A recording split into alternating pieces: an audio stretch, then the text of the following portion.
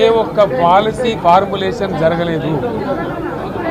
రాష్ట్రానికి సంబంధించినటువంటి ఏ ఒక్క విషయంలో కూడా ఈ అర్భక ప్రభుత్వం ఇప్పటి వరకు పాలసీ ఫార్ములేషనే చేసినట్టుగా కనపడతలేదు. వ్యవసాయం ఉంది, మాకు స్పష్టమైన అవగాహన ఉండే ఈ రాష్ట్రంలో వ్యవసాయ స్థిరీకరణ జరగాలని మేము 2 పంటలకు కూడా ఇచ్చినాం రైతు బంధు. వీళ్ళు ఎగ్గొడతామని చెప్తా ఉన్నారు. మేమేదో రైతులకు ఇచ్చిన డబ్బును దాన్ని పాడు చేసినాము, చెడగొట్టినాము, దుర్వినియోగం చేసామన్న పద్ధతిలో దురదృష్టకరమైన వ్యాఖ్యలు చేస్తూ ఉన్నారు. అంటే ఇది పూర్తిగా రైతు శత్రు ప్రభుత్వం అనేది తెలుస్తూ ఉంది.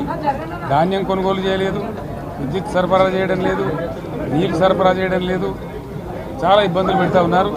ఇంకా రైతు భరోసా, రైతు బంధు గురించి ఇంకా ప్రస్తావనే లేదు. ఎప్పుడేస్తారని మా ఎమ్మెల్యేలు అడిస్తే కూడా కనీసం సమాధానం చెప్తలేరు. కాబట్టి రైతులను వంచింది ప్రభుత్వం, వృత్తి కార్మికులను వంచింది.